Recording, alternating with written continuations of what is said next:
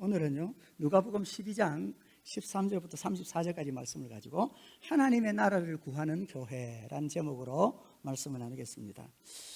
오늘 말씀의 뒷부분은 우리에게 결론적인 말씀을 합니다. 31절 말씀인데요, 다만 너희는 그의 나라를 구하라. 그리하면 이런 것들을 너희에게 더하시리라. 이렇게 말씀합니다.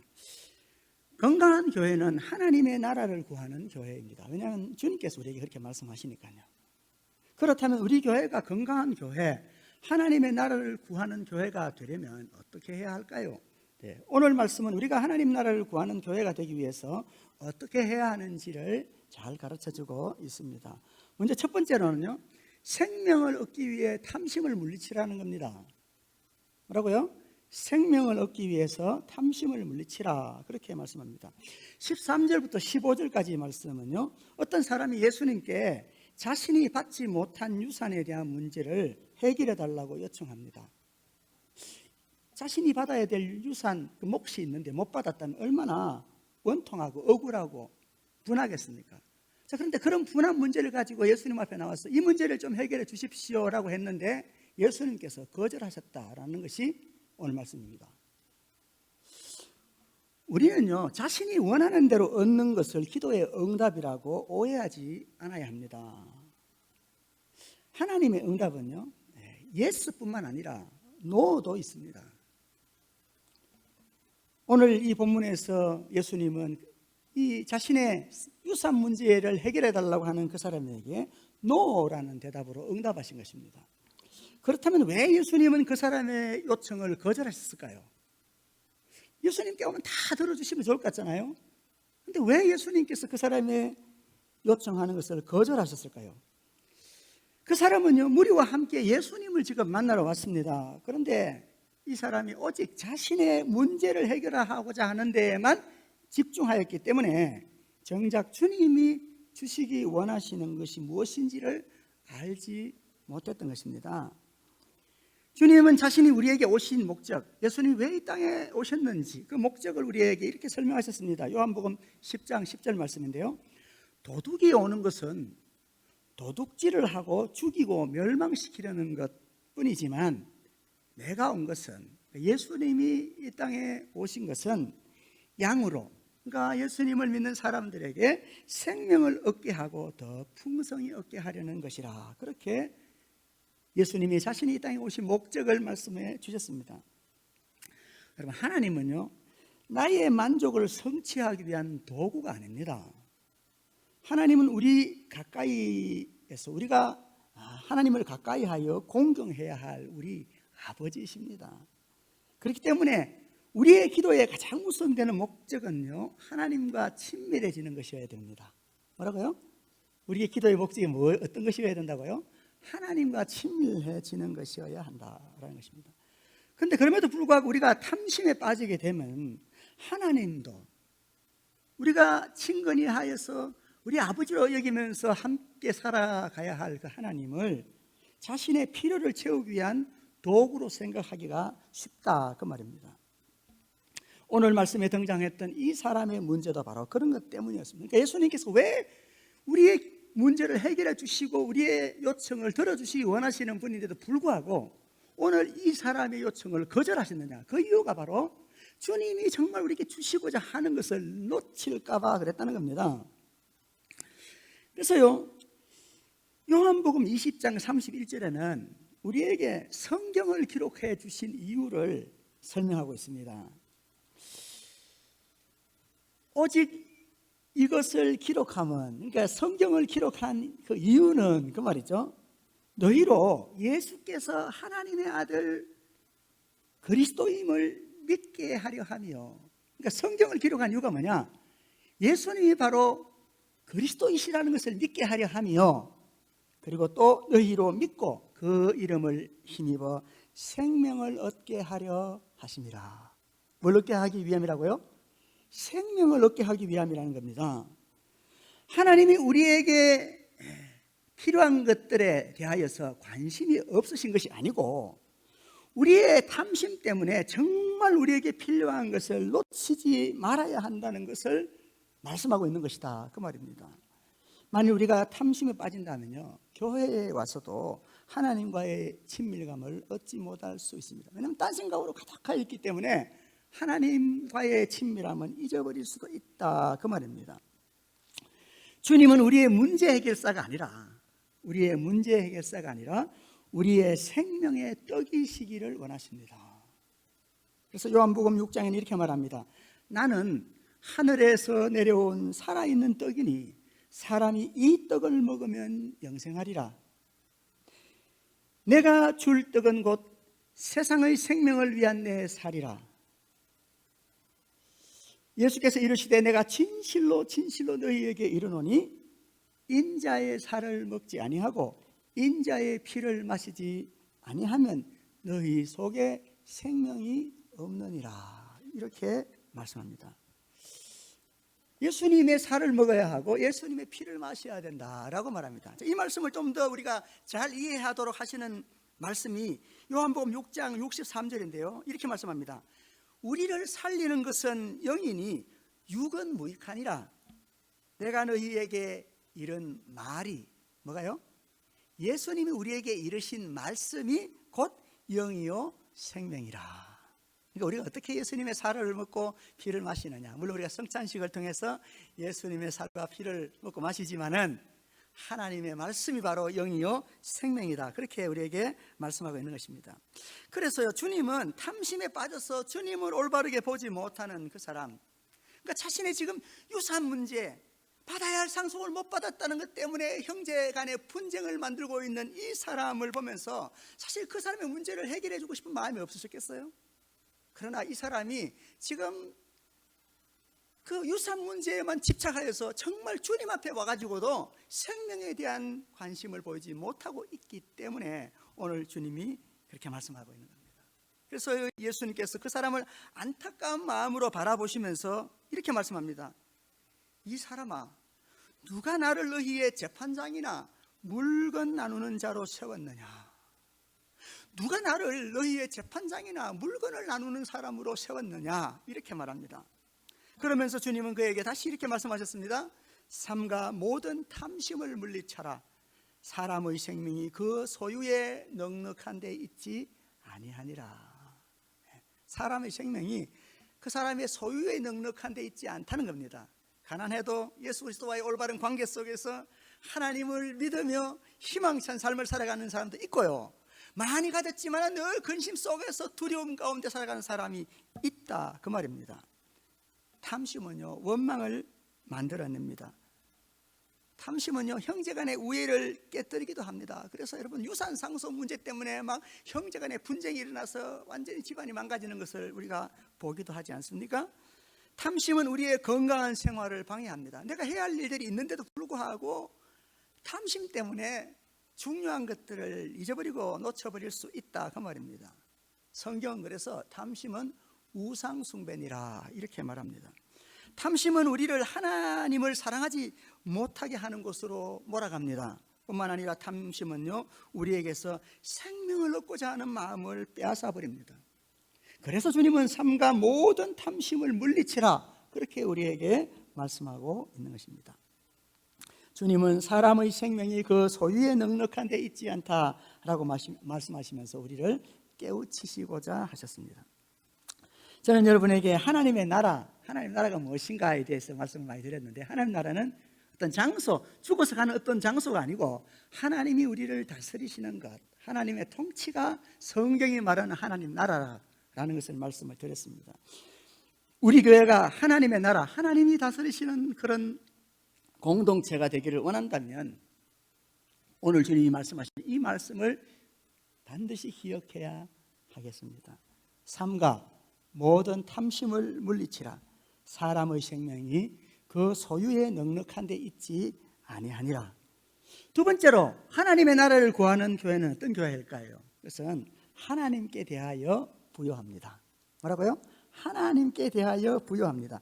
16절부터 21절까지 말씀은요, 예수님이 비유를 말씀하신 내용입니다. 어떤 부자가 풍성한 수확을 거둔 후에 곡식을 저장할 곳이 없어서 걱정하고 있을 때였습니다. 그때 주님은 그에게 그가 오늘 밤에 죽는다면, 만약 네가 오늘 죽는다면 네가 쌓아놓은 재물이 누구의 것이 되겠느냐라고 말하면서 그 쌓아놓은 재물이 아무 유익이 없게 될 수 있으니 재물이 아니라 하나님께 대하여서 부요한 사람이 되어야 한다고 말씀하고 계십니다.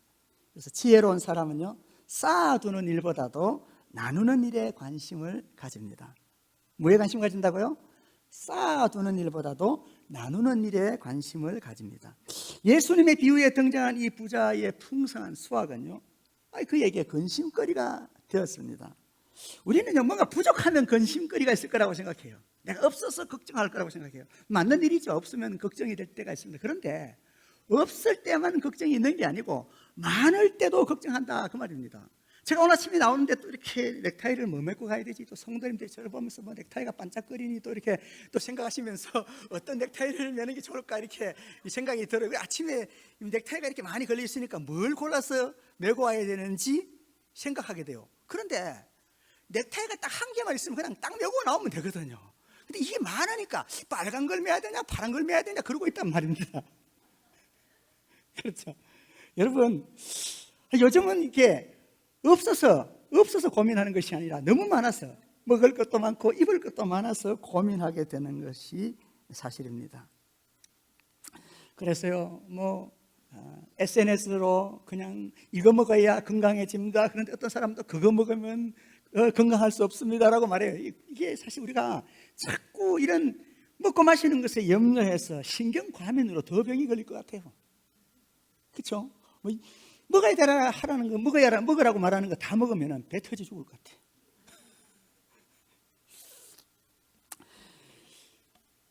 우리는요, 부족한 것만 걱정거리라고 생각할 수 있지만 사실은 너무 많은 것도 걱정거리입니다. 그래서요, 우리가 감당할 수 있을 만큼만 소유하는 것이 행복의 비결입니다.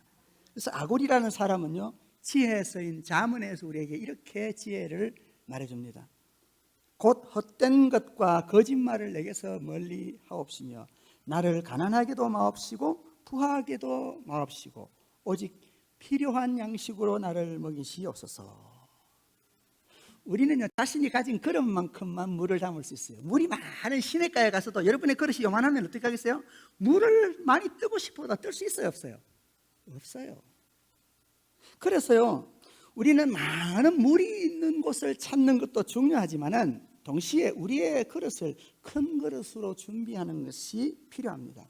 성경은 큰 그릇을 준비하라 그렇게 말하기보다는 깨끗한 그릇을 준비해야 된다라고 말합니다. 우리의 성결에 대한 그 초점이 있기 때문에 그렇죠.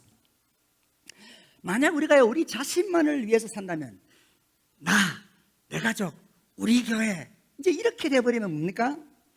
자기 자신만한 크기의 그릇이 자신의 그릇이 자기 자신만한 크기의 그릇이죠. 그러나 우리가 이웃에게 나누며 산다면요, 자신의 필요와 함께 이웃의 필요까지도 함께 더해지는 크기의 그릇을 가진 사람이 되는 것입니다. 그래서요, 우리의 그릇이 커지는 방법은 저와 여러분이 기도할 때에 나 자신만을 위해서 기도하느냐 아니면 이웃을 위해서, 아니면 여러분이 아프리카를 위해서 기도하시면 아프리카를 품을 수 있는 그릇이 되는 것이고요.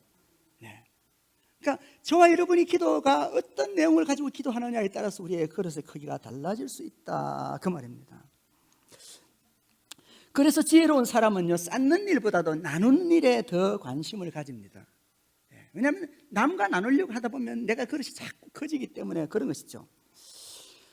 우리는 이웃과 잘 나누며 사는 사람들이 풍성하게 사는 것을 쉽게 찾아볼 수가 있습니다. 많이 가지지 못했어도요, 나누며 사는 사람은 부요한 사람입니다. 진정한 부자는요, 1억 달러를 가지고도 1달러도 남을 위해 쓰지 못하는 사람이 아니고 10,000달러밖에 못 가졌어도 남을 위해서 100달러를 쓸 수 있는 사람이 훨씬 더 부유한 사람이 아니겠습니까? 그렇죠. 가진 것이 중요한 것이 아니라 어떻게 쓰느냐가 그 사람이 참으로 부자로 사느냐 가난한 자로 사느냐를 결정하는 것일 수 있다, 그 말입니다. 그래서 주님은요, 재물을 많이 쌓아놓은 후에 편안히 쉬고 즐기겠다는 이 사람, 오늘 비유의 사람을 어리석다고 말하면서 이렇게 말씀하셨습니다. 여러 해 쓸 물건을 많이 쌓아두었으니 평안히 쉬고 먹고 마시고 즐거워하자. 이제 내가 많이 쌓아두었으니 평안히 쉬고 먹고 마시고 즐거워하자. 그 사람이 그렇게 말하되 하나님은 이르시되 어리석은 자야, 오늘 밤에 너의 영혼을 도로 찾으리니 그러면 네가 준비하는 것이 누구의 것이 되겠느냐, 이렇게 말씀합니다. 우리가 깊이 생각해 보아야 할 말씀이죠. 우리는 재물이 아니라 하나님께 대하여 부요한 사람이 되어야 합니다. 여러분, 호세아라는 선지자는요, 하나님의 백성들, 하나님의 그 백성들뿐만 아니라 종교 지도자들이라고 하는 사람들조차도 하나님을 멀리하고 정욕과 우상 숭배에 빠져 있는 것을 보고 그들에게 이렇게 하나님 말씀을 전했습니다. 내 백성이 지식이 없으므로 망하는도다. 내가 지식을 버렸으니 나도 너를 버려 나의 제사장이 되지 못하게 할 것이요, 내가 내 하나님의 율법을 잊었으니 나도 너의 자녀들을 잊어버리리라. 저와 여러분은 하나님을 잘 아십니까? 얼마나 아십니까? 호세아는 이스라엘 백성들이 하나님을 아는 지식이 없기 때문에 망한다고 전하였습니다. 호세아 선지자는 멸망을 향해 가는, 그러니까 당시에 호세아 선지자가 살던 그 당시에 나라가 빼앗길 지경에 빠져서 이스라엘 백성들이 멸망으로 치닫고 있는 그 삶을 바라보면서 그 하나님 백성들을 안타까운 마음으로 바라보면서 눈물로 호소했습니다. 오라, 우리가 여호와께로 돌아가자. 여호와께서 우리를 찢으셨으나 도로 낫게 하실 것이요, 우리를 치셨으나 싸매 주실 것입니다. 여호와께서 이틀 후에 우리를 살리시며 셋째 날에 우리를 일으키시리니 우리가 그의 앞에서 살리라. 그러므로 우리가 여호와를 알자. 힘써 여호와를 알자. 그의 나타나심은 새벽빛같이 어김없나니 비와 같이 땅을 적시는 늦은 비와 같이 우리에게 임하시리라. 우리의 마음이 하나님께로부터 멀어져 있다면 우리가 하나님께로 돌아가야 하겠습니다. 저와 여러분이 삶의 여러 가지 어려움 때문에 하나님께로 향한 마음이 멀어져 있다면 오늘 이 말씀처럼 하나님께로 돌아가야 하겠습니다. 그렇게 한다면 하나님이 우리를 찢으셨다고 할지라도 다시 낫게 하실 것이고, 혹시 우리를 치셨다고 할지라도 우리를 싸매어 주실 것입니다. 우리의 마음이 메마른 광야와 같습니까? 나는 요즘 신앙생활 하는데 왜 그렇게 그냥 이렇게 가슴이 답답한지 몰라, 이렇게 혹시 생각하고 계시지 않습니까? 하나님의 은혜를 땅을 적시는 비와 같이 흠뻑 받기를 원하십니까? 호세아는 우리에게 이렇게 말씀합니다. 우리가 여호와를 알자. 힘써 여호와를 알자. 저와 여러분이 얼마나 하나님을 알기 위해서 노력하는가 하는 것을 우리에게 말씀하고 있는 것이죠. 우리는 하나님께 대하여 부요한 사람이 되어야 하겠습니다. 나는 그래도 신앙생활 열심히 하고 있고 나는 괜찮은 사람이에요 라고 혹시 여러분 생각하실지 모르겠는데, 다시 한번 우리 자신 한번 점검해 보면서 이 말씀을 한번 보십시다. 요한계시록 말씀인데요, 요한계시록 3장 말씀입니다. 네가 말하기를 나는 부자라 부요하여 부족한 것이 없다 하나 너의 곤고한 것과 가련한 것과 가난한 것과 눈먼 것과 벌거벗은 것을 알지 못하는도다. 내가 너를 권하노니 나에게서 불로 연다는 금을 사서 부요하게 하고 흰옷을 사서 입어 벌거벗은 수치를 보이지 않게 하고 안약을 사서 눈에 발라 보게 하라. 물은 내가 사랑하는 자를 책망하여 징계하노니 그러므로 네가 열심을 내라 회개하라. 우리는요, 하나님 나라를 구하는 교회가 되기 위해 열심을 내라 회개하라 하시는 우리 하나님 말씀에 귀를 기울일 수 있어야 되겠습니다. 하나님께 대하여 부요한 저와 여러분이 되어지기 바랍니다. 마지막 세 번째입니다. 우리가 하나님의 나라를 구하는 교회가 되기 위해서는요, 구제를 실천하여서 낡지 않는 주머니, 낡지 않는 배낭을 만드는 사람이어야 하겠습니다. 오늘 22절부터 마지막 우리가 읽었던 것까지는 본문이 좀 길기 때문에 부분 읽으면서 요약해 보겠습니다. 22절과 23절은요, 우리의 목숨과 몸이 더 중요한데 우리는 목숨과 몸을 위한다고 하면서 도리어 염려하는 것 때문에 우리의 목숨과 몸을 상하게 한다라는 것을 가르쳐주고 있습니다.